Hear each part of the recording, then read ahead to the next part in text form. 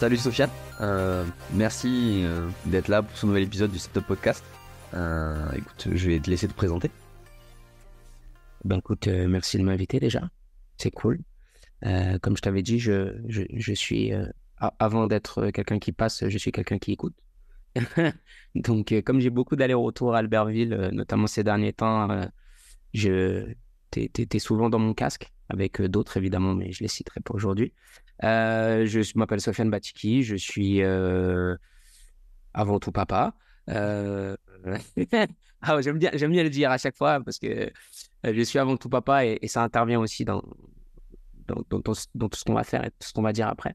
Euh, oui, j'interviens en tant que préparateur physique aujourd'hui pour l'équipe de France de ski, de boss, pour le compte de la Fédération française. Euh, J'interviens également aussi en formation sur un centre de formation qui s'appelle Ipso Campus, qui est sur Annecy, où je coordonne la formation pour les BP, donc les brevets professionnels de la jeunesse et des sports, mention activité de la forme, haltérophilie, musculation. Et puis, j'interviens, je passe mon temps finalement entre beaucoup de terrain parce que c'est ce que j'aime et c'est ce que je préfère, et aussi pas mal de formations euh, parce que j'aime ce volet aussi. Donc voilà, j'ai une trentaine d'années, on me laisse planer le suspense. Euh, Ça fait depuis 2009, ouais, 2009 que je suis dedans. En tout cas, que je suis dans la préparation physique après avoir fait une petite carrière sportive de moindre importance dans le football. Euh, et puis voilà, où j'en suis actuellement. Génial. Comment t'en es venu à intégrer le staff de l'équipe de France de ski de boss? Alors, c'est une longue histoire, mais je vais essayer de te la faire très courte. Je bossais dans un gym normal sur Annecy en tant qu'intervenant. Et puis un jour, il y a un monsieur, il y a un monsieur qui est venu s'entraîner et qui m'a sollicité pour faire des séances personnelles, comme tout personnel trainer peut le faire à un moment donné de sa vie. Et il s'avère que ce monsieur avait un certain poste à la Fédé. Et finalement, plus on travaillait ensemble, et au début, enfin, il m'avait parlé de son poste, etc. Et puis, je voyais qu'il me regardait d'un œil un peu quand même bizarre. Je sentais qu'il me scrutait à chaque fois. Puis un jour, il me dit, mais Sofiane, je te verrais bien quand même avec nos preps et tout. J'aime bien commenter, j'aime bien comment tu interagis avec les gens et tout. Et puis bon, plus ou moins, t'es calé sur ce que tu racontes, j'imagine. Et lui, il avait été responsable de groupe à certains moments. Et puis finalement, moi, je me sentais pas légitime à l'époque parce que jamais travaillé au niveau, jamais travaillé avec ce genre d'athlète, etc. Donc, pas j'avais botté en touche, mais j'avais dit, ouais, c'est cool, mais j'avais pas suivi. Et puis, finalement, je me suis retrouvé à faire le DU Cometti à Dijon. Et finalement, pour ce DU, il fallait un stage. Et moi, naïvement, j'ai cru qu'il fallait avoir un stage dans une structure de niveau, puisque c'était de la préparation physique, alors que finalement, dans ces DU-là, ils veulent que tu sois dans une... au mieux, tu es dans un petit club, au mieux, c'est pour eux, parce que bah, ils peuvent, ils se disent que tu vas avoir la main sur pas mal de choses. Les structures de niveau, c'est pas trop leur délire sur les DU. Ils préfèrent que tu sois voilà, plutôt dans le grand bain et que tu puisses mettre en place pas mal de choses. Euh, ce qui est, ce qui est pas faux dans l'absolu, mais bon, moi je suis parti du principe que si je fais du stage, c'est pour être mentoré, c'est pour être avec des gens qui, pour le coup, sont meilleurs que moi et peuvent m'apprendre des choses. Donc, à ce moment-là, je l'ai rappelé et puis je lui ai dit, écoute, j'ai besoin d'un stage pour ce fameux DU. Est-ce qu'il y a possibilité que, voilà, que tu mettes en relation avec les personnes qui. Puis finalement, ça l'a fait. J'ai pu intégrer le CNE finalement. Euh, D'abord le CNE qui fonctionne pas en autarcie, mais qui fonctionne pour le compte de la fédération. Et donc, j'ai pu intégrer la cellule réathlétisation et avec Olivier Pédron à l'époque. Euh, et puis, euh, et puis tous ceux qui interviennent encore maintenant, c'est-à-dire Lucas Bernassal et puis Jérémy Coin, qui a bougé un petit peu avec d'autres groupes. Mais donc à l'époque, j'ai pu faire mon stage là-bas et on me faisait aussi intervenir avec le pré-bac. Hmm. Avec le pré-bac, c'est-à-dire pour ceux qui ne connaissent pas, c'est plus ou moins le centre de formation de la fédération où il y a un lycée d'été qui est sur Albertville et donc on a des jeunes qui passent leur bac en 4 ans. Euh, Voilà, lycée, seconde, première, terminale, et je crois 2 ans de première et 1 an de terminale. Bref, j'ai pu intervenir avec eux, ce qui était très formateur là-dessus. Et puis, bah, finalement, bah, quand tu rentres dans une organisation comme ça, c'est ce que je dis toujours à mes stagiaires. J'ai eu la chance, moi, de pouvoir être dans la formation depuis déjà un petit moment et savoir ce qu'on attend d'un stagiaire quand on est stagiaire. C'est-à-dire être un peu proactif, être demandeur, faire plus que ce qu'on te demande, etc. Et puis finalement, c'est tout naturellement qu'à la fin de mon stage, on m'a proposé de venir d'abord en tant que pigiste, c'est-à-dire bah, venir un petit peu là-dessus quand les gens sont en vacances, etc. Au tout début, hein, je parle vraiment à la fin de mon stage, parce qu'il y a toujours des vacances, hein, c'est l'été, donc les gens veulent partir. Et puis après, l'année d'après, je suis intervenu, je suis rentré en tant que personne voilà, prep au pré-bac. Et puis bah, finalement, année post-olympique, il y a toujours des changements à la Fédé bah, c'est le jeu des chaises musicales. Il n'y a pas tant de groupes que ça finalement en groupe Coupe du Monde. Donc finalement, pour rentrer, il faut qu'il y ait quelqu'un qui sorte.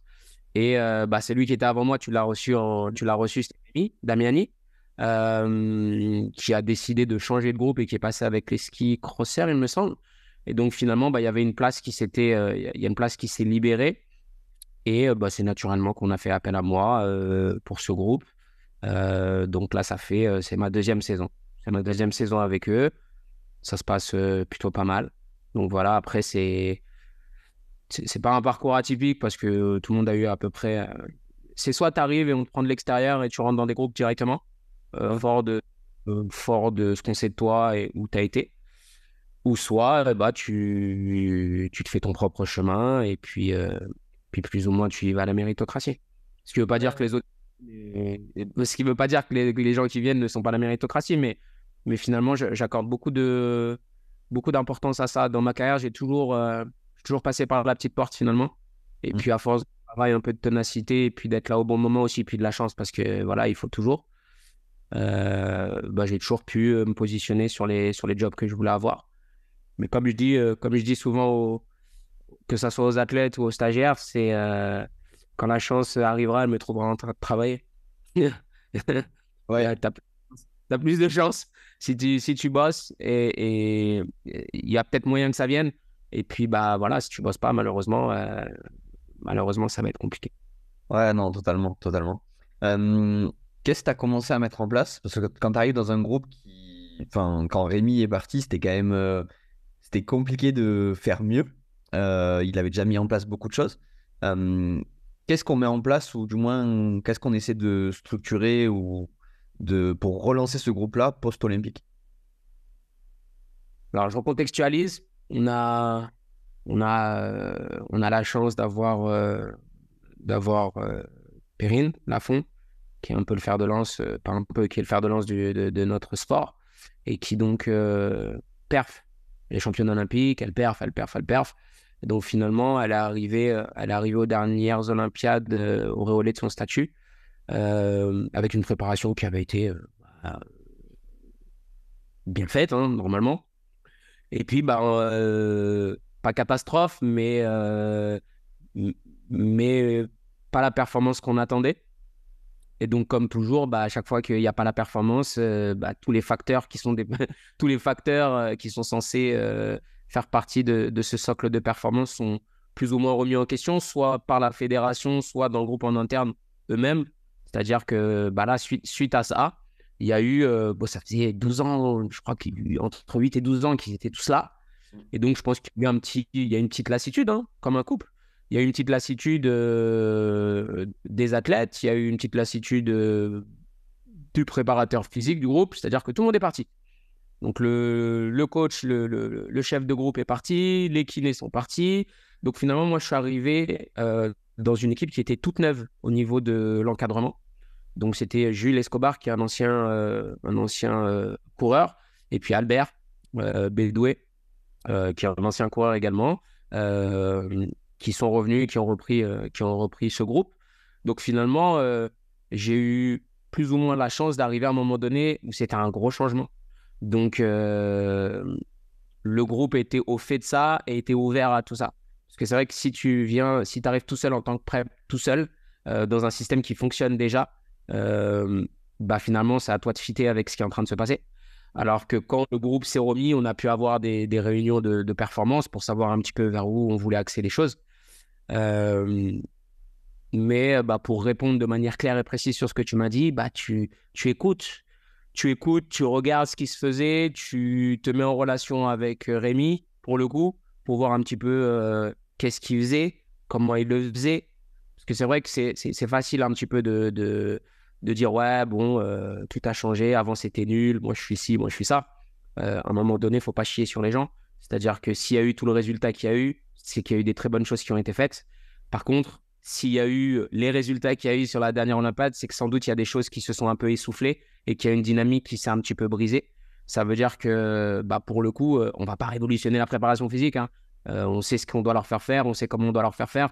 Je pense que tout le monde avait besoin, notamment les athlètes, ils avaient besoin d'un second souffle, de nouvelles personnes, de nouvelles manières de travailler. Et je pense que c'est plus sur cet aspect-là que ça a joué parce que finalement, à ce niveau-là, je dirais pas qu'on a tous les mêmes qualifications, mais plus ou moins, on a tous les mêmes diplômes, on a tous plus ou moins la même manière de voir les choses. Après, c'est les individus qui vont faire un petit peu la différence et c'est un petit peu le contact humain qu'on va avoir avec eux. Donc, moi, je me suis beaucoup imprégné de ce qui se faisait et puis après, j'ai fait mon petit audit, hein. Simplement, j'ai fait mon petit audit de ce que je pensais être bien, ce que je pensais être améliorable. Euh, les points un petit peu de performance sur lesquels on pouvait encore aller chercher des gains marginaux. Et c'est difficile, comme tu le dis, quand tu as une personne avant toi qui fait déjà le job bien. Parce que c'est facile, hein. Quand il y a un gars qui est merdique avant toi, tu viens, tu fais tout ce que tu changes tout ce que tu as à changer et puis merci, au revoir. Mais quand la pyramide, elle est déjà bien posée, finalement, c'est ce que j'ai dit, hein, quand j'ai rencontré les athlètes. Je leur ai dit, voilà, on va pas jeter le discrédit sur tout ce que vous avez fait avant parce qu'il y a des très bonnes choses qui ont été réalisées. Par contre, il y a des choses qu'on peut améliorer, notamment sur l'entraînement invisible, sur la récupération. C'est un groupe qui est relativement jeune quand même. Ouais. Donc, et puis, c'est du freestyle. Les gens qui ne sont pas du ski ne se rendent pas compte qu'il y a, il y a vraiment ce truc-là entre le freestyle qui, comme son nom l'indique, est freestyle. Donc, on a des gens qui sont, voilà, qui ont leur manière qui ont leur manière de procéder et qui sont, pour le coup, voilà, un peu des mavericks, là, comme diraient les Américains, tu vois, des chevals fous, là, qui un peu fougueux, qui font ce qu'ils veulent, qui perfent quand même, hein, qui perfent quand même, mais là, il faut leur rappeler les bases, il faut leur rappeler qu'il faut bien manger, il faut leur rappeler qu'il faut bien récupérer, il faut leur rappeler qu'il faut faire un petit peu d'aérobie, il faut leur rappeler pas mal de petites choses, travailler la mobilité, etc. Des choses qui ne sont pas directement associées avec ce qu'ils font et le plaisir qu'ils arrivent à prendre dans leur activité, mais qui restent des choses qui sont idoines pour pouvoir réussir au très haut niveau. On l'a un petit peu moins avec les skieurs, les alpins, parce qu'ils savent, ça fait partie de la culture de leur sport que si t'es pas fort là, si tu t'entraînes pas correctement, si tu mets pas toutes les chances de ton côté, ça va être très compliqué.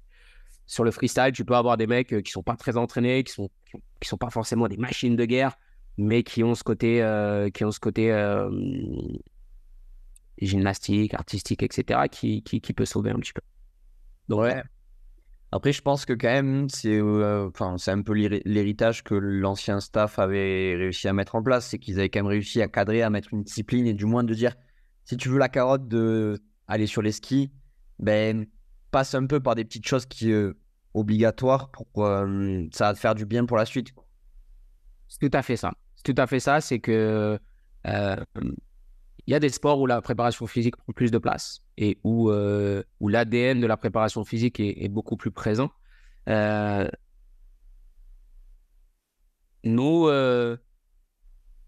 alors je vais pas généraliser parce que tout mon groupe n'est pas pareil, mais euh, comme tout le monde, ils préfèrent faire leur activité. Toi, tes mecs qui font du vélo, ils préfèrent être sur le vélo qu'aller se taper des inertiels et faire des trucs. Après, l'objectif pour nous, c'est d'implémenter les choses de manière à ce qu'ils y prennent goût, de manière à ce que ça soit transférable et de manière à ce qu'ils voient l'intérêt de le faire. Parce que le problème, il est là, c'est que souvent, on leur fait faire plein de choses et eux, c'est abstrait. C'est, il faut que tu ailles à la salle, il faut que tu deviennes fort. Et puis, eux, ils se disent, mais pourquoi? Pourquoi? Parce que finalement, j'ai pas l'impression d'avoir ce que je devrais avoir. J'ai pas l'impression que ça fonctionne comme ça devrait fonctionner. Donc, le but, c'est, comme tu as dit, mettre des carottes. avoir des testings qui soient pertinents, pour qu'ils aient ce sentiment aussi que ce qu'ils font, bah, c'est mieux parce que sur les skis, ils ont directement l'info. Ils font un bon run, ils font un mauvais run, ils ont directement l'info du coach qui va leur dire ça c'est bien, ça vaut tant de points, ça c'est bien, on va dans le bon sens. La prep, finalement, c'est un long continuum où bah, tu peux avoir des séances de merde, un petit peu comme sur les skis, mais finalement, bah, ils n'ont pas le bénéfice direct d'une semaine de prep. Ils sortent pas d'une fin de semaine de prep en se disant ah ouais, là, je me suis renforcé, je suis devenu plus mobile, mes activités cognitives, elles se sont renforcées, etc. Alors que quand ils sortent vraiment d'un stage de water jump, ils me disent ah ouais, là, j'ai réussi à peaufiner ce saut-là, j'ai réussi à faire ci, j'ai réussi à faire ça. Donc, il faut arriver à trouver des canaux de communication avec eux qui leur parlent Mm. et puis aussi avoir des manières de fonctionner qui, intra-séance et dans le groupe, bah, qui se rapprochent de leur manière de fonctionner aussi, tout simplement. Ouais, c'est toutes ces disciplines-là, c'est ce qu'on en fait, c'est le débat qu'on a sur la prep physique où en fait, tout ce que tu fais en prep physique, ça sera tout le temps des résultats différés. Et, Exactement. et malheureusement, si le profil, la personnalité de l'athlète, elle valorise pas ça, de repousser, c'est compliqué de le faire venir à la prep parce que lui, il va te dire, je vois pas l'intérêt. Mais par contre, comme tu dis, c'est que c'est un peu un deal, c'est fais-moi confiance sur le premier cycle. Si ça marche sur le premier cycle, il revient sur ses skis, il te dit, waouh, là je suis bien, là il y a ça qui va mieux. Ok, tu lui dis, ben, ok, c'est pas drôle pendant qu'on est à la salle, mais par contre, quand tu es sur tes skis, ça va aller mieux. Et là, waouh, C'est tout l'enjeu de notre taf. C'est que, comme tu l'as dit, on a des rendus qui sont différés. Malheureusement, on est dans une société où là maintenant, on veut du plaisir tout de suite, surtout. On veut faire un truc, avoir le reward tout de suite. Et malheureusement, c'est pas comme ça que ça fonctionne. Mais comme tu l'as dit, ouais, quand tu fais les choses correctement et qu'ensuite, bah, il y a des meilleures places, il y a des gens qui se positionnent sur des classements qu'ils n'ont jamais fait, euh, des blessures qui sont un petit peu moins fréquentes. Tu vois, j'ai un athlète là, il n'y a pas très longtemps qui est venu me voir. Il est venu, vraiment, il est venu me voir et il me dit putain, mais Sofiane, en fait, faire de la basse frec, c'est la vie. Je dis comment ça? Il me dit, mais je me sens tellement mieux, je me sens tellement plus fort, je récupère tellement mieux. Et en fait, je l'ai regardé, ça m'a tellement choqué, parce que c'est ce que je lui dis, c'est ce que j'essaye de leur dire depuis un petit moment, tu sais. ouais, Et finalement, le moment où ça clique, bah, j'avais les larmes aux yeux, c'est trop, mais je me suis dit, parce qu'en fait, j'avais deux petits stagiaires enfin, pas deux stagiaires, de prep du prébac qui me suivaient ce jour-là. Et finalement, il est venu me dire ça devant eux. Et on parlait de ça exactement juste avant. Et je lui ai dit, bah, tu vois, c'est le meilleur truc que tu pouvais me dire. C'est changer un peu les mentalités, changer la manière de faire, que tu comprennes. Parce que finalement, nous, on parle, mais on sait les bienfaits de tout ça. Tout l'enjeu, notre taf, c'est éduquer les gens aux bonnes pratiques. Et si à un moment donné, bah, tu vois, ça a mis 1 an.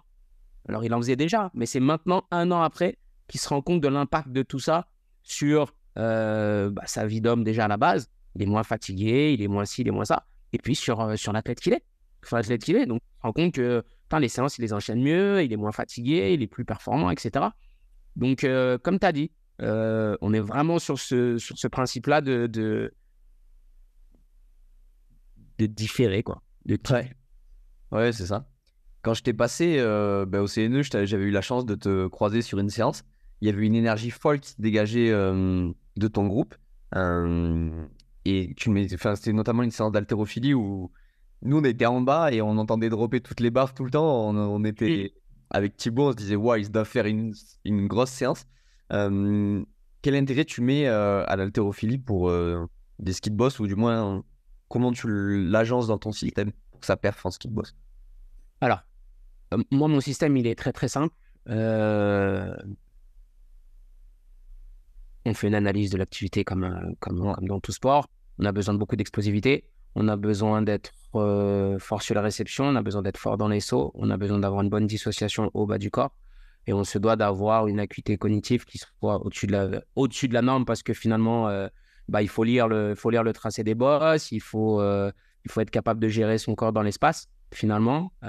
Et puis, on a ça d'intéressant, c'est que notre sport, bah, il est sur 3 volets, hein. Il est sur le temps, il est sur le ski et il est sur la capacité de pouvoir faire de la gymnastique finalement en l'air avec des skis au pied.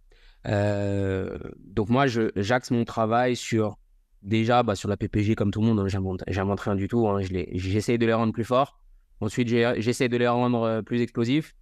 Et finalement, pour apporter un petit peu de diversification un petit peu dans leur entraînement parce qu'il leur en faut, on place de l'haltérophilie. Cette haltérophilie, elle va nous permettre... elle n'a pas une visée de performance, c'est-à-dire qu'on ne va pas chercher à claquer des PR à gauche, à droite. L'objectif, c'est vraiment de bouger vite. L'objectif, c'est d'être explosif. Et puis, sous-jacent aussi à ça, quand tu fais une réception de barre sur un clean ou quand tu fais une réception de barre sur un snatch, il faut avoir une force, proprioceptive, il faut avoir finalement une conscience de son corps dans l'espace pour réussir à lutter contre cette barre qui vient te scotcher au sol, quoi. Surtout sur les réceptions. Donc, moi, j'utilise pas mal d'exercices semi-techniques. On a malheureusement, je les ai repris là et c'est quelque chose, par exemple, qui ne faisait pas énormément avant avec Rémi parce qu'il avait choisi d'autres axes. Et c'est vrai que dans notre continuum, il faut accepter que tous sportifs de haut niveau ils ne sont pas sportifs de haut niveau dans tous les sports. Et l'haltérophilie est un sport à part entière, ce qui veut dire que je peux décemment pas leur demander d'avoir des niveaux techniques au-dessus de la moyenne, alors que ça fait que quelques mois finalement qu'on fait, si on compte en termes de pratique pure. Donc, je les reprends comme on a fait de l'initiation. On est reparti sur l'initiation à l'haltérophilie. Reprendre un petit peu les degrés de mobilité qu'il fallait avoir pour pouvoir faire les prérequis basiques de l'haltérophilie. Et finalement, on se rend compte que c'est un outil qui est super intéressant. Et finalement, même pour des sportifs de haut et de très haut niveau, remettre un petit peu d'haltérophilie là-dedans sous forme d'initiation a des effets incroyables, puisque finalement, on va changer un petit peu le type de stimulation. Ça demande aussi de la coordination qu'on ne va pas forcément avoir sur des patterns simples. C'est-à-dire que faire des squats, faire tout ce qu'on connaît en musculation, cool. Mais c'est vrai que quand on arrive à un très haut niveau de technicité, je pense que c'est bien. Ça fait partie un petit peu du travail spécifique pour moi dans la musculation, de leur mettre des patterns finalement qui nécessitent de haut niveau de coordination, de haut niveau d'implication et finalement une justesse technique qu'on va retrouver sur les skis également. Ouais, c'est qu'en gros, on transpose un peu, je parle de la discipline, quand je parle pas, c'est l'exigence, on pourrait appeler ça. Tout à fait. Après, il faut voir pour comprendre de quoi je parle, mais c'est incroyable de technicité, c'est incroyable de justesse technique. Alors, ça ne veut pas dire que les autres activités ne le sont pas tout autant, mais c'est vrai qu'il y a, dans un espace-temps très restreint, on va avoir une qualité de ski, une manière de skier qui va être prépondérante. Il va falloir penser aussi à comment je rentre sur mon saut, comment j'effectue mon saut, comment j'atterris, comment je repars. Et finalement, c'est plein de micro-tâches qu'on va devoir faire. Le système nerveux est mis à rude épreuve là-dessus, même si c'est des efforts qui sont très très courts, hein, c'est 25-30 secondes grand maximum.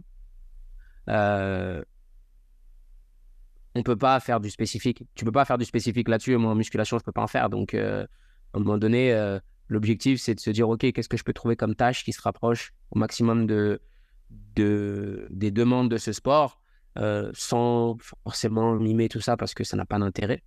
Mais être capable, je pense, de faire des tâches de plus en plus compliquées avec des hauts niveaux d'implication, des hauts niveaux de vitesse, des hauts niveaux de force, ça te prépare forcément. Ouais, et donc l'ensemble de ces qualités que tu as dans la discipline, en fait, tu fais pas du spécifique, mais en gros, c'est du spécifique en termes d'exigence que tu transposes. C'est un peu la grande question qu'on a dans la prep, c'est comment on se spécifie, quelle est la place de la spécification dans notre job. Moi, je pars du principe que je suis dans un sport de haute technicité dont je n'ai pas les clés. Je suis pas formé pour gérer les gens sur les skis. Par contre, ce que je peux faire, c'est essayer de me rapprocher au maximum des demandes, d'essayer de comprendre un petit peu. Et ça nécessite,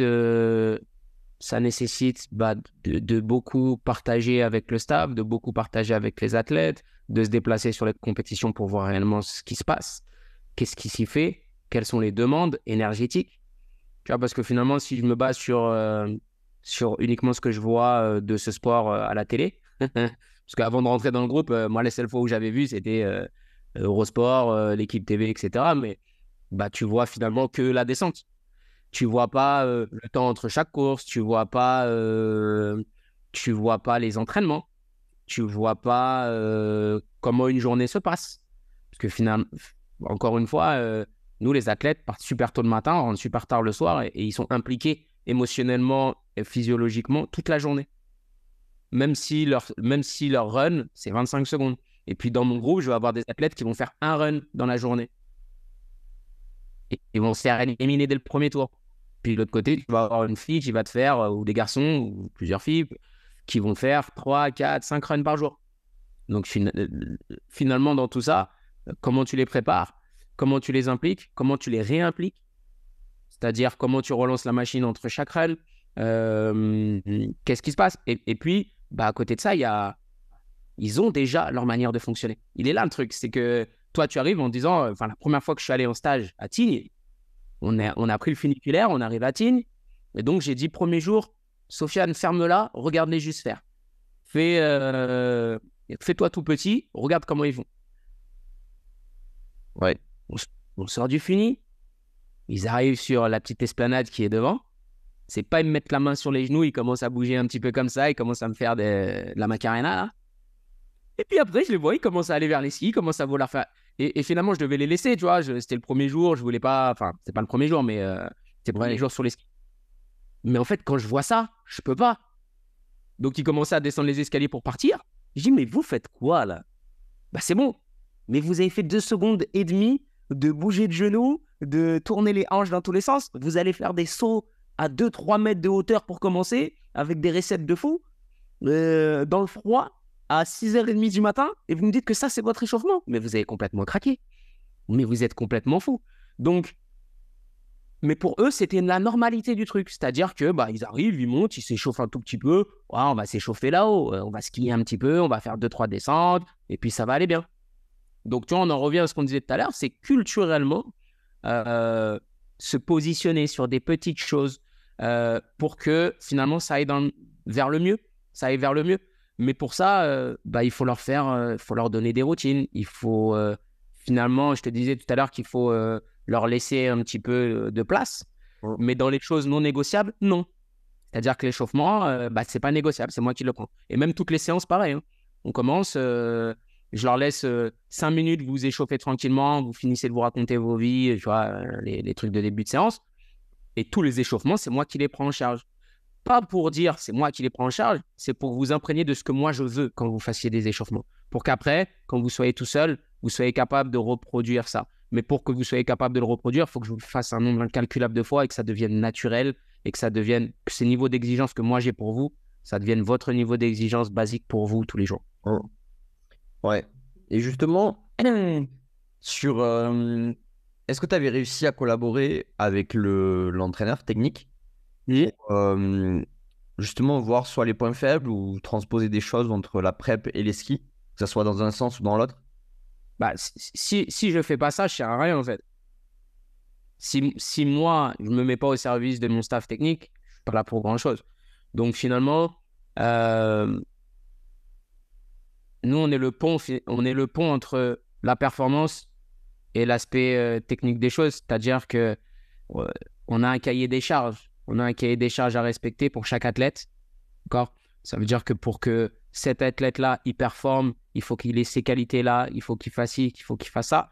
On n'a pas d'ADN finalement d'un bon skieur de boss. Ouais. Parce que si tu regardes les top 10, il n'y en a pas un qui est pareil. Tu confies, tu peux regarder. Il y a, il y a jamais une recette miracle de la performance. Par contre, il y a comprendre l'athlète, comprendre son fonctionnement comprendre comment optimiser certaines choses par rapport à ce qu'il veut être et comment il veut performer. Et là, c'est là que mon taf, il prend toute sa saveur. C'est que je prends des informations avec l'athlète. Parce que, tu sais, des fois, on va souvent voir le staff technique en leur demandant, en se disant, bah, c'est eux les mieux placés. Parce qu'ils ont un œil extérieur et tout. Mais à un moment donné, le mieux placé, c'est l'athlète. Et Il ouais, ouais. sait ce qu'il manque. Il sait ce qui lui manque. Il sait ce qu'il a. Donc, moi, tous les débuts de saison, je me pose et je lui dis, OK, qu'est-ce que tu veux travailler? Qu'est-ce qui te manque? Qu'est-ce que je peux faire pour toi?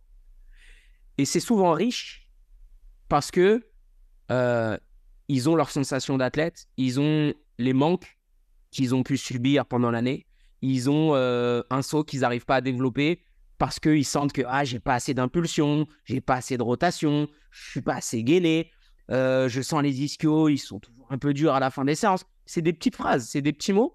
C'est à moi après de faire la traduction de manière biomécanique et de manière énergétique pour me dire, OK, les mots qu'il me dit là, à quoi ça correspond dans mon taf, dans mon spectre à moi de connaissances et d'agissement, comment je peux régler ce truc-là. Après, moi, je pars de l'athlète, je passe par le staff et après, je fais mon taf. C'est-à-dire que, tu vois, tout début de saison, on se fait toujours nos petits, nos petits entretiens, interviews avec les différents athlètes. Moi, je prends certaines informations. Je vais discuter de ça avec, en tout cas, l'avis de mon coach en me disant, bah écoute, et c'est pas que le coach, hein, c'est aussi le kiné, c'est l'ostéo, c'est le coach technique aussi. Et finalement, on a un arbre décisionnel qui est plus pertinent parce qu'il y a plus de cerveau dessus.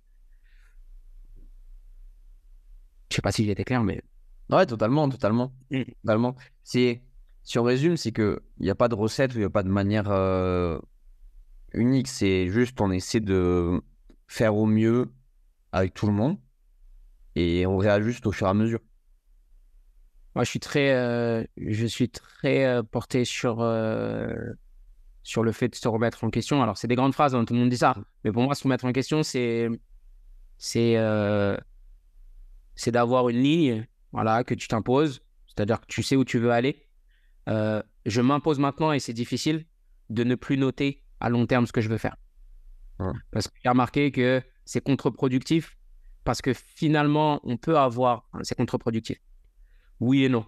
C'est contre-productif quand le chemin que tu as écrit, tu l'imposes à la Ouais. personne qui est en face de toi sans prendre en compte qu'est-ce qu'elle fait, quels sont les retours, quel est son état, etc. On a déjà tous fait des planifications où c'était marqué surcharge progressive, 90%, 92%, 95%. Puis tu te rends compte que sur le terrain, là, ce que tu es en train de faire, tu es en train juste de les massacrer parce que tout le monde n'a pas le même retour sur investissement sur les entraînements. Ouais. Donc, je porte beaucoup je mets beaucoup d'intérêt là-dessus. Ça me demande plus de travail hein, parce que Rémi avait dit, ouais, j'en suis à ma sixième trame. Moi, je change les trames toutes les semaines, tous les jours. C'est-à-dire que j'arrive avec mon idée et puis finalement, c'est quand je te serre la main le matin et quand je te vois que je dis, bon, OK. Là, on est sur un volume minimum effectif que je pensais être à temps. Je pense que non, on va baisser un petit peu ou je les sens bien, on va rajouter un petit peu plus. Après, j'utilise aussi des outils comme le VBT pour VBT, HRV. Je dis ça parce que je sais que c'est une question que tu risques de me poser. J'utilise le HRV, j'utilise les RPE, j'utilise le VBT sur les patterns simples pour optimiser le readiness sur les débuts de séance. Donc, ça nécessite de faire des profils force-vitesse, en tout cas charge-vitesse, pour la plupart d'entre eux, qu'on a fait tu vois, la semaine dernière. Chaque année, je le refais, j'en fais 2 dans l'année pour voir si, ça augmente, les vitesses à chaque pourcentage de leur ARM augmente, sachant que le ARM n'est pas un truc pertinent pour nous, vu que ça fluctue de manière complètement folle dans le temps. Ouais. Par contre, les vitesses de barre sont un petit peu moins fluctuantes et on peut un petit peu plus s'en imprégner. Et puis, il n'y a pas un indicateur qui soit plus pertinent que l'autre. C'est une sauce entre plusieurs indicateurs qui, à mon sens, me permet d'être le plus prolifique avec les athlètes. C'est-à-dire que c'est un mélange du HRV, des RPE, de ce qu'ils me disent aussi, de ce que je ressens dans les séances, de la possibilité pour eux de compléter les séances que je leur demande aussi. Et puis le VBT qui m'indique... alors, je ne l'utilise pas plus trop en séance, parce que ça devient directement des séances de compétition, quoi. Ouais. Tu mets un VBT avec 8 athlètes, c'est toujours celui qui va soulever le plus vite, le plus lourd, le plus de fois. Et oui, il y a des fois où on le fait quand on est dans des phases qui le nécessitent, Ouais. mais la plupart du temps, on l'utilise uniquement pour quantifier un petit peu est-ce qu'on est prêt ou est-ce qu'on n'est pas prêt, hein, c'est tout. Ouais, et puis après, j'imagine que plus tu connais tes athlètes, plus quand tu as la corrélation de données, tu arrives à faire des choix plus logiques. Plus logique et plus... Après, tu sais, les athlètes de haut niveau ont ce niveau de... Je sais pas comment l'appeler. Je sais pas si c'est un flair ou si c'est une connaissance d'eux-mêmes, mais Ouais, une perception. ils ont une perception d'eux-mêmes, une perception de ce qu'ils font, de ce qu'ils sont capables de faire, qui est très aiguë et qui est au-dessus de la norme. Et c'est une des raisons pour lesquelles ils sont là où ils sont. Euh, et j'ai la chance encore d'entraîner du tout venant de temps à autre. Quand je dis du tout venant, c'est du sportif lambda, voilà, qui est pas dans un process de performance dans le sens où nous on l'entend, c'est-à-dire championnat du monde, des Jeux Olympiques, etc. Et finalement, je me suis rendu compte de la grande différence qu'il y a avec eux, au-delà de l'aspect que les athlètes de haut niveau sont capables de se projeter, sont capables de mettre en place certaines choses pour arriver à un certain niveau, c'est qu'il y a une compréhension, que ça soit technique, que ça soit au niveau des enjeux de ce qu'on fait, qui est plus fine. C'est-à-dire que techniquement, je leur explique une fois un truc, boum, c'est fait, c'est réglé. Et avec le tout venant, il faut répéter. Il faut répéter, il faut répéter, il faut répéter, il faut répéter, il faut répéter. On a des facteurs aussi motivationnels qui sont complètement différents. Donc la personne qui vient s'entraîner parce que elle s'entraîne et qu'il n'y a pas de why, tu vois, il y a pas de raison finale à ce qu'elle est en train de faire. C'est juste parce que voilà, ça fait partie de l'équilibre, de son équilibre. Comme moi, hein, tu vois, je ne suis plus compétiteur. Maintenant, quand je m'entraîne, c'est difficile. Quand je me lève le matin et que je suis fatigué, c'est difficile de me mettre le coup de pied au cul parce que la finalité de tout ça, c'est plus de la compétition, c'est juste de me sentir bien, de mieux vieillir, etc., de passer du temps avec mes enfants et de pouvoir continuer à jouer avec eux. Mais même avec ça, et c'est quelque chose qui est présent dans ma tête, c'est difficile de se botter le cul un peu et de faire ce truc-là. Mais les athlètes, ils n'ont pas ce truc-là. Ouais. Les athlètes, ils ont une saison préparée, ils ont eu une Olympiade à préparer, tu vois. Donc finalement, quand ils sont au fait de tout ça, moins difficile, moins difficile. Ouais. C'est difficile à mettre en mots parce que quand tu n'es pas au contact d'athlètes, c'est difficile. C'est difficile de le faire comprendre aux gens de l'extérieur, mais il y a une énergie, tout à l'heure tu parlais d'énergie, il y a une énergie qui se dégage, tu sens qu'ils sont en mission, tu sais. Tu sens que les mecs sont en mission, tu sens que... Alors, il y a des fluctuations, hein, c'est pas la salle du temps tous les jours, mais tu sens que... Voilà, j'aime bien voir ce truc-là. J'aime bien voir ce truc-là dans les yeux, j'aime bien voir ce truc-là dans la manière d'aborder les choses, j'aime bien voir le shift, tu vois, et j'ai la chance d'avoir des athlètes qui sont là depuis un petit moment. J'ai des gens qui rentrent aussi dans les groupes, qui viennent des Coupes d'Europe, etc. Et j'aime bien faire partie des gens qui font opérer ce shift vers de l'athlète. C'est-à-dire passer de... Tu vois, on en a une qui s'appelle Fantine, qui est un grand espoir, et qui est rentrée dans le groupe il y a l'année avant que j'arrive. Et puis qui était un petit peu... la petite jeune qui rentre et puis qui est très respectueuse de ses aînés, peut-être même trop. Voilà, qui est un prospect, mais on attend. Et là, pas je rentre dedans parce que c'est beaucoup dire et je suis pas là pour ça non plus, mais des fois, tu perçois des choses des gens et tu dis, bon, elle, c'est une machine en devenir, mais pour que ça soit une machine, il faut que ça se mette au niveau que nous, on attend, voire même au-dessus. Et tu vois, l'année dernière, j'étais beaucoup derrière elle, forcément. Pas plus que les autres, mais la manière dont j'interagissais avec elle faisait que ça la mettait un petit peu en difficulté de temps à autre, sans la pourrir. Hein. Mais je sais pas, on fait tel mouvement, tu m'as mis telle charge, moi je passe derrière toi et je vais t'obliger à mettre plus lourd. Parce que je sais que toi, tu n'es pas à 100% de ce que tu peux me donner. Je sais que tu as des freins, tu as des blocages, tu as des choses... Tu as des choses en me disant je pense que est-ce que je peux je sais pas si je vais pouvoir mettre ça. Écoute, t'es pas en sucre, on va essayer. On met les sécurités, squat tu remontes pas, c'est pas très très grave.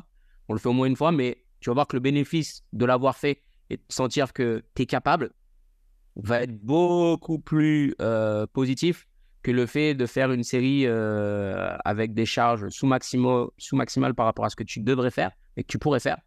Et finalement, on est plus que on n'est plus uniquement sur du physique, on est aussi sur du développement de la personnalité. Et, et il faut être un alpha pour réussir dans ces trucs-là. Tu peux pas être un mec comme ça qui vient, qui voit et qui attend un petit peu. Si tu viens pas en mode alpha, il y a d'autres personnes qui sont alpha autour de toi, ils vont te massacrer. Ils vont te massacrer. Ouais. Ouais, c'est souvent ce qu'on voit chez. Moi, je suis beaucoup en ce moment au contact de jeunes. Mm. Mais ces jeunes, on dit, ouais, ils ont des super qualités. Tu vois, ils ont un peu c'est leur petit cercle, leur pour, tu vois, dans le Mm. groupe ou dans la compétition, tu sais, c'est toujours le mec qui gagne, mais ça gagne chez les jeunes, tu vois, t'es pas au niveau. Il n'y a pas de Coupe du Monde, tu vois. Et du coup, le jeune, il est là, il se dit, ben, en vrai, je suis bien, tu vois, je suis. Voilà. Mais c'est ce que tu es là et tu te dis, ouais, Gaël, il passe son temps à me défoncer. Mais non, je suis pas là à te défoncer, en fait. Je suis là juste à te dire, écoute, mec, un jour ou l'autre, tu vas prendre un mur parce que tu vas passer dans la catégorie du dessus. Et en fait, si tu te réveilles pas là, moi, je suis juste en train d'essayer de te réveiller. Et c'est ce qui fait la diff entre un jeune prometteur qui a des très bonnes qualités et des prédispositions et un jeune qui passe en carrière de haut niveau et qui est athlète de haut niveau. C'est un savant mélange, le très très haut niveau. C'est un savant mélange d'aptitude physique, d'aptitude cognitive et surtout un état d'esprit et un mental à toute épreuve. Là maintenant, plus j'avance dans ma carrière et plus je me tourne vers tout ça. Euh, et je pense réellement qu'un mental fort va pouvoir pallier à un physique, pas faible, hein, s'entend, mais un physique average va pouvoir être optimisé par un mental de ouf. Si je prends Perrine, c'est pas la meilleure physique. C'est une machine, hein, comparativement. Oui. Tu prends ta copine, elle va les défoncer, hein, c'est sûr. Mais si je prends toutes les grandes championnes de ski là, de toutes les autres catégories, euh, c'est pas la plus grande, c'est pas la plus forte. C'est, par contre, putain, je peux, ça, quand je la vois là descendre, quand je la vois, déjà juste pour les échauffements, quand je la vois shifter, parce que c'est une gentille fille, tu vois, et je la vois dans la vie de tous les jours, on discute, on rigole et tout, mais quand on est en compétition, c'est plus le même animal, je peux te le dire. Et finalement, cette capacité de pouvoir switcher de on-off sur je suis la gentille, je suis plus du tout la gentille, et j'ai envie de niquer des mamans. C'est ce qu'on se dit dans le groupe. Euh, euh, Finalement, c'est cette capacité qui la rend hors norme et qui rend aussi. Tu sais, souvent, les grands athlètes, quand tu les croises, tu dis putain, il est super sympa. Il est super sympa, ce gars-là. Mais quand tu le vois dans son sport, c'est un tueur. C'est un tueur, le mec. Donc tu te dis, mais comment ça se fait mais c'est cette capacité, parce que tu peux pas être à 100% tout le temps, tu peux pas être un méchant tout le temps non plus. Et je dis pas qu'il faut être méchant, méchant, mais il faut être dans un état d'esprit où, voilà, je viens chercher mon dû et on ne discute pas trop.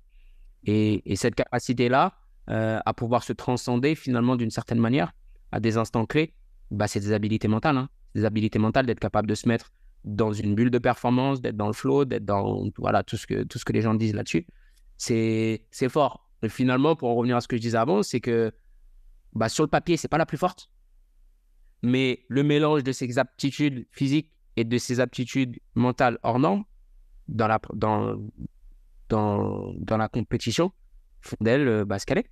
Et, et finalement, bah, je pense que le grand tournant pour nous, préparateurs physiques, c'est aussi d'optimiser ça. Parce qu'on est très porté sur la biomécanique, sur pas mal de choses qui, oui, sont partie intégrante de la performance. Mais je pense, et on en voit beaucoup, hein, il y a plus de personnes qui ne fonctionnent pas au haut niveau par manque d'aptitude mentale que par manque d'aptitude physique. Tu vois, on les optimise, nous, on a la chance de pouvoir intervenir de plus en plus tôt avec des gens et on peut les optimiser pour qu'ils arrivent à un certain âge avec des machines. Mais c'est pas pour autant que tu vas être très très bon. Le très très bon, c'est oui, physiquement, c'est un non négociable, il faut être quelque chose. Par contre, au niveau mental, il faut que tu sois costaud, garçon.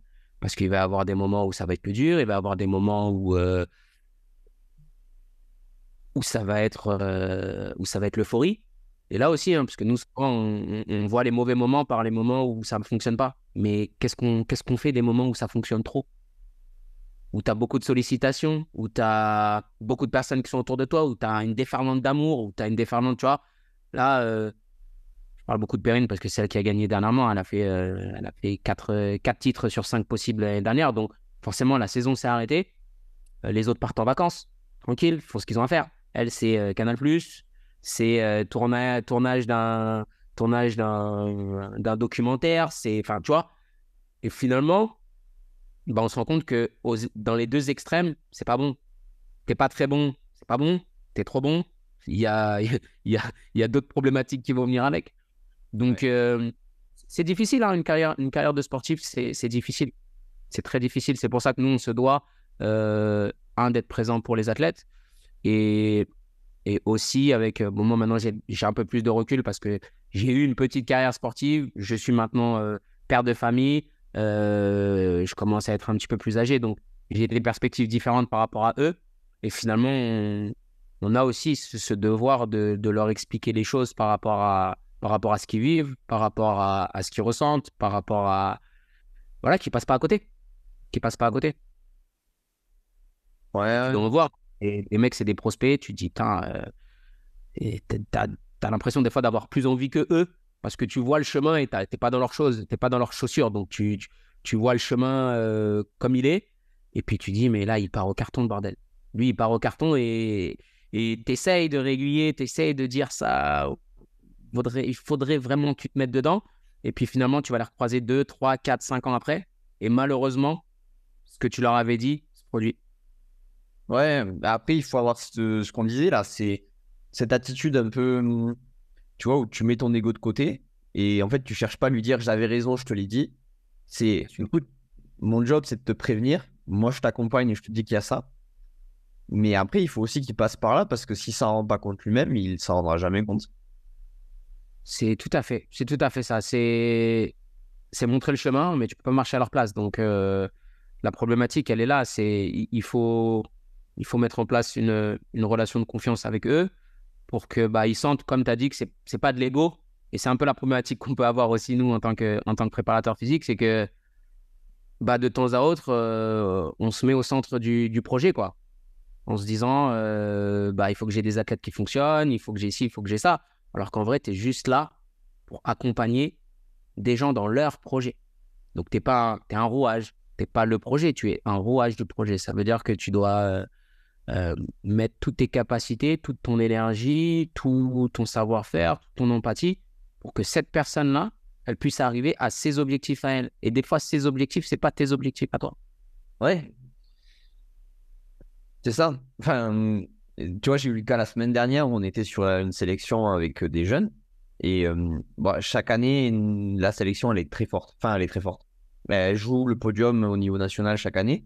Là, cette année, ben, le groupe n'était pas capable de jouer le podium. On avait un ou deux individualités qui étaient capables de jouer devant, mais les autres étaient ben, au milieu de paquet, tu vois.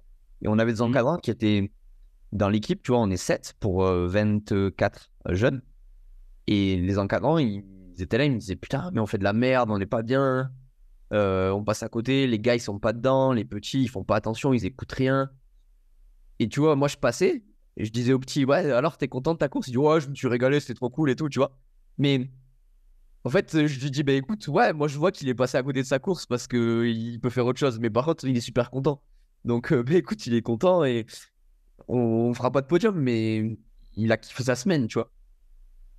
Et tu soulèves quelque chose d'important, c'est que bah, chacun a son cheminement de vie aussi et a ses aspirations dans nos métiers. Alors, je parle de nos métiers, nous, préparateurs physiques, mais c'est la même chose pour les coachs techniques. C'est que, bah, notamment à des jeunes âges, tu n'es pas là pour faire des champions du monde. Ouais. Il est là. C'est que, c'est que j'en parlais avec un mec qui officie dans le foot et il me disait le problème qu'on peut avoir avec certains clubs, c'est que chaque entraîneur de chaque groupe de chaque année va avoir le meilleur groupe possible. Ouais. Le souci, il se pose, c'est que bah, des fois, trop développer quelqu'un, c'est à Ouais. son détriment. C'est à son détriment. Si tu les vois, tu vois des petits U14, U16 ou je sais pas quoi. Nous, si on prend la maturité sportive, par exemple, pour des descendeurs, tu vois jamais des très très bons descendeurs en dessous de 25 ans, tu vois. Ouais. Donc, si à 18 ans, tu es champion du monde, tu benches 100 kilos, tu benches 150 kilos, tu squats 250, tu fais une détente verticale de 60 centimètres, mais comment on va t'optimiser après? C'est que tu vas arriver, ton corps, il sera même plus en état de pouvoir performer à l'âge physiologique auquel tu devrais le faire. Mais si tu parles à tous les entraîneurs, bah, comme tu viens de le dire, ils veulent faire des résultats parce que c'est ça aussi qui va mettre en lumière leur travail. C'est ça qui va faire qu'ils vont pouvoir aussi progresser dans leur job.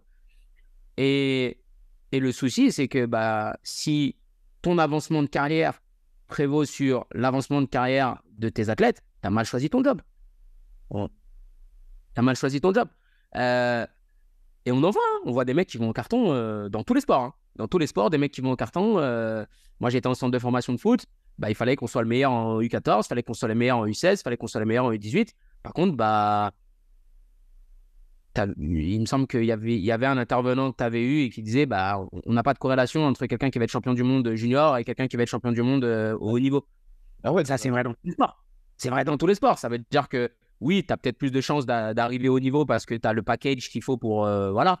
Mais il y a tellement de choses qui peuvent changer entre 14, 18, 20, 22, 25, même 30 ans. Regarde, un Benzema, il est arrivé Ballon d'Or à 34 ans ou 35 ans. Il a toujours été fort, hein, mais il a eu le shift dans sa carrière sur sa fin de carrière. Donc, il faut mesurer ce qu'on fait avec les gens et surtout, quand je dis faut être mesuré dans ce qu'on fait, notamment avec les jeunes publics, même avec les athlètes, hein, les athlètes déjà confirmés, parce que chacun a son tempo, chacun a sa chronologie et bah, des fois, vouloir aller trop vite, c'est au détriment de l'athlète et c'est le faire reculer finalement. C'est le faire reculer. Ouais. Et ça, c'est le plus compliqué parce que il faut le faire comprendre aux parents ou aux membres du staff ou à l'athlète lui-même. Parce qu'on a tous des athlètes qui finissent la course en pleurs en mode ouais, j'ai pas gagné. Ouais, mais bon, tu fais quand même top 10. Tu vois, tu sais que c'est bien pour lui, mais lui, il est là, il dit je veux gagner, tu vois. Et tu vois, c'est dur à faire expliquer, mais c'est la discussion qu'on avait avec Thibaut quand je suis venu au CNE pendant le café où il disait tous les coachs veulent aller sur les groupes Coupe du Monde, alors que le plus important, c'est la formation. Et il dit les Norvégiens arrivent à faire tourner les coachs, mais en France, enfin, du moins dans le système fédéral qu'on a, on n'arrive pas à valoriser qu'un coach aille chez les juniors ou chez les autres, parce que ben, c'est considéré comme s'il était déclassé, tu vois. C'est la carotte, on parlait de la carotte pour les athlètes, mais la carotte pour le coach, c'est d'aller avec le groupe Coupe du Monde, tu vois. Mais Thibaut a un très bon exemple. C'est Thibaut excellent en tant que prep. Il a un gros savoir-faire parce qu'il allait sur les groupes Coupe du Monde. Mais finalement, bah, il est revenu. Il est revenu là-dessus. Mais c'est même pas, j'utilise même le mauvais terme, c'est pas il est revenu, c'est il est venu. Et à un moment donné, l'apport pour les jeunes, parce que là, il est passé de groupe Coupe du Monde à relève. Donc oui, de l'extérieur, tu peux le voir comme il a été déclassé. Sauf que bah, si tu te positionnes du côté du prep, tu peux te dire ça. Et si tu n'es pas dans le système, tu peux te dire ça. Mais si on prend, comme tu viens de dire, le fait que bah, on devrait voir la pyramide à l'envers, c'est-à-dire que bah, pour qu'ils arrivent dans les groupes Coupe du Monde le mieux armés possible, il faudrait, comme la NBA l'a très bien compris, les meilleurs coachs, ils sont NCAA, hein, ils sont pas en NBA. Hein. C'est-à-dire que les mecs arrivent avec le full package. Ils sont capables de tout faire quand ils arrivent en NBA. Alors, on les développe un petit peu sur certains aspects, mais les mecs qui sont le mieux payés aux États-Unis, c'est les mecs de l'université. Et qui est ceux qui ont formé les gens à arriver. Le seul problème, c'est que bah, nous, au niveau fédéral, bah, déjà, c'est plus clinquant d'être dans les groupes du monde, si on prend notre sport. C'est mieux payé. Il est là aussi. Hein. Il est là aussi. C'est institutionnel. Donc, moi, je sais que je vais faire le temps que je devrais faire avec mon groupe, évidemment le plus longtemps possible. Hein. Mais j'en avais discuté quand j'étais rentré parce que la personne qui me gérait, qui s'appelle Roland, on en discutait. Et pareil, quand tu rentres dans une organisation, tu as envie de monter tout en haut de l'organisation, ce qui est normal dans les places les plus hautes. Mais j'avais déjà ce recul pour moi me dire, mais je pense que c'est quand même plus intéressant de rester au lycée. Si c'est bien fait, si c'est bien organisé, voilà, tu fais, Tu fais s'envoler les petits oisillons, tu sais. Ils partent du lit, tu les envoies, tu les vois perf derrière. Tu es super content. Et finalement, ce travail-là, il doit être de encore plus haute qualité Ouais. au niveau inférieur. Quand je dis niveau inférieur, c'est les niveaux d'âge, hein, pas de qualité. Il doit être encore mieux réalisé pour que finalement, les athlètes qui arrivent dans les pattes des gens comme moi aujourd'hui, qui sont dans les groupes Coupe du Monde ou même relève, aient un travail super facilité. Super Ouais. facilité. Mais c'est la même chose dans tous les sports, tu sais, hein. Ouais. Beaucoup de sports, c'est comme ça. Alors, voilà, dans le foot, c'est pas mal fait aussi. Il faut redescendre un petit peu parce que dans certains clubs, ils ont cette notion de développement des joueurs parce que c'est une valeur pécuniaire qui fait que ils savent l'intérêt de développer un athlète pour le club parce qu'on pourra le revendre. Dans le ski, il n'y a pas de ça. Je ne peux pas te revendre à une autre fédération. Tu peux pas te revendre à une autre fédération. Donc l'objectif, c'est que tu fasses le maximum de médailles à l'endroit où tu es. Tu es en jeune, fais des médailles. Tu es en relève, fais des médailles. Tu es en Coupe d'Europe, fais des médailles. Tu es en Coupe du Monde, fais des médailles. Mais c'est normal, hein. Je critique vraiment pas le système, mais encore une fois, comme tout système, il y a du bon, il y a du mauvais. C'est à nous d'essayer de prendre le parti de le bonifier. De bonifier, parce que finalement, tout système, il n'est que la somme des individus qui sont dedans. Donc, si nous, en tant qu'individus dedans, on essaie de faire le mieux possible, on est déjà plus proche de la réalité. Ouais, non, c'est ça. C'est ça. C'est exactement ça. Si tu avais 3 conseils à donner à du coup, un coach ou un athlète qui nous écoute, lesquels ça serait? Soyez acteur de votre projet. Quand je dis soyez acteur de votre projet, c'est posez-vous les bonnes questions. Faites du travail de recherche. Moi, j'aime bien les athlètes qui viennent vers moi et qui me disent « Ouais, Sofiane, j'ai vu ce truc-là, qu'est-ce que t'en penses ?» Je les adore. Quand ils viennent, ça me dit qu'ils ne sont pas attentistes. Ils cherchent. Alors, des fois, c'est des trucs de merde, hein. Ils voient un truc sur YouTube, ils voient un truc sur Instagram. « Ouais, j'ai vu ce mouvement-là, est-ce qu'on pourrait le faire, etc. » Après, c'est à moi d'être pédagogue et d'expliquer est-ce que c'est un intérêt ou pas. Mais tu vois, je préfère quelqu'un comme ça qui est acteur de son... Voilà, qui cherche des solutions pour aller vers la performance, plutôt que quelqu'un qui va juste être là comme un oisillon dans le nid et qui attend de gober ce que moi je vais lui amener. Donc déjà, être acteur de son acteur. Deuxièmement, entraînement invisible. Ouais. Et un entraînement invisible, c'est incroyable de bénéfices et c'est incroyablement pas fait.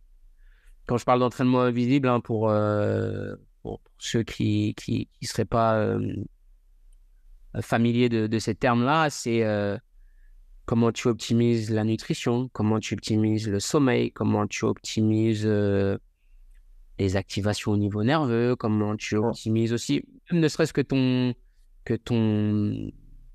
voilà, faire des bilans médicaux de temps à autre. Parce qu'il y a des groupes où on le fait pas. Il y a des groupes où on le fait pas. Donc si tu le prends pas toi en charge, et puis ça coûte pas grand-chose, hein, tu vas voir ton médecin ou tu vas voir le médecin du groupe. Puis des fois, voilà, tu peux te rendre compte de grandes carences juste en faisant une prise de sang, tu sais. Ouais. Et puis finalement, il faut juste amorcer le truc en se disant, bon, qu'est-ce que je peux faire à mon niveau pour faciliter finalement mon chemin. Parce que c'est un truc en cascade, hein. Tu manges pas bien, tu dors pas bien, tu t'entraînes pas bien, tu perfes pas, tu ne gagnes pas d'argent, tu ne peux pas continuer à subsister dans ce monde et finalement tu vas sortir des groupes. Et tout ça, on en revient à bien dormir, bien manger. Donc, tu vois, c'est dommage de passer à côté de quelque chose pour des choses aussi fondamentales et aussi faciles à mettre en place que ça. Oh. Et puis le troisième, je vais sortir un petit peu du côté technique parce qu'on a beaucoup de personnes qui optimisent ça, c'est essayer de trouver du plaisir dans votre pratique. Prenez du plaisir là où vous pouvez le prendre. C'est-à-dire que trouvez de la satisfaction dans les petits moments. Je regardais un reportage il n'y a pas très longtemps sur le Barça et il y avait un joueur qui s'était blessé et le mec disait putain, mais en fait, tu ne te rends pas compte de la joie et du bonheur que tu as d'être sur le terrain que quand tu es blessé. Il dit maintenant que je suis blessé et j'arrive tous les jours et que je suis sur le côté et que je vois que je ne peux pas faire tout ce que je fais là, ça me... Alors que tous les jours, quand je viens en traînant un peu les pieds, en machin et tout. J'ai envie... Si c'est ce que tu aimes faire, il n'y a pas moyen que tu arrives à l'entraînement avec les pieds qui traînent. C'est pas possible. C'est un plaisir. Après, il faut arriver à trouver un truc qui t'exalte à chaque séance. Ouais. Et finalement, les gens que je vois qui durent dans tout ça, c'est des gens qui arrivent à trouver des petites victoires journalières sur des petites choses. Et même quand ils kiffent pas. C'est, j'aime pas faire mes sorties en SVA, mais putain, je suis allé dans des coins, ils étaient super. C'était super cool. J'ai vu des jolies choses, etc. J'aime pas la muscu, mais putain, j'ai pris du plaisir à soulever cette barre lourde que j'arrivais pas à soulever il y a un mois. Ça me fait chier de me lever à 6 h le matin. Mais putain, il fait super chaud à 10 h, donc vaut mieux se lever à 6 h. Ça, c'est des petites choses, mais voir le verre à moitié plein plutôt qu'à moitié vide. Et ça, c'est une gymnastique de tous les jours parce que c'est facile de se mettre dans un bad mood, tu sais. Dans un bad mood, et finalement, ce bad mood, il va avoir beaucoup d'effets délétères sur la performance. C'est être heureux. C'est difficile de dire à quelqu'un sois heureux. Mais finalement, pour être heureux, il faut avoir plein de petits moments de joie, des micro-moments de joie qui finalement vont faire que ta journée, tu auras eu plus que de moins. Ouais. Ouais, non, totalement. Totalement. Écoute, top tes conseils. Si jamais les gens ils veulent te retrouver ou te poser des questions, t'envoyer un message, où est-ce qu'ils peuvent avoir ça? Alors, ils peuvent me trouver sur Instagram, Sofiane BTK. Donc, Sofiane-du-bas BTK, la lettre B, la lettre T, la lettre K. Et puis, c'est le seul endroit où je me trouve. Pour les gens qui voudront, alors je mets 2-3 trucs. Je sais pas où j'en suis de ma carrière de YouTuber et d'Instagrammeur, mais ça vole pas très très haut. Je développe pas trop, mais non, je mets 2-3 choses sur l'entraînement. Je mets pas mal de choses sur mon fils parce que c'est mon fils et que je l'adore, que je l'aime et voilà. Donc si vous voulez discuter, si vous avez besoin de certaines choses, n'hésitez pas. Je réponds généralement assez vite. Impec. Bah écoute, merci beaucoup. C'était vraiment cool cette discussion avec toi. Merci beaucoup à toi de m'avoir invité. Et puis, écoute, je vais continuer à t'avoir dans mes oreilles au moins jusqu'à la fin de l'été. Vu que tous les matins, j'ai une petite heure au bord du lac en scooter. Donc, merci pour ce contenu. Merci à continuer à inviter des gens de qualité. J'espère que je serai à la hauteur de tous les gens qui sont passés avant moi et qui passeront après moi. Et merci à toi de faire ce travail, de trouver des gens intéressants. Je parle pas de moi, je parle des gens que j'écoute. Intéressants, intéressés et qui font avancer un petit peu les choses là-dessus. Donc, c'est cool. Merci. Écoute, merci beaucoup. Ça fait toujours plaisir d'avoir ces retours. Et pour ceux qui nous écoutent, on n'hésite pas à partager, à mettre des petites 5 étoiles si le contenu vous plaît. Et je vais essayer de continuer sur les prochains épisodes à trouver des personnes toujours aussi intéressantes. Et Régale-nous, Gaël, régale-nous. Bec, merci beaucoup. Ciao.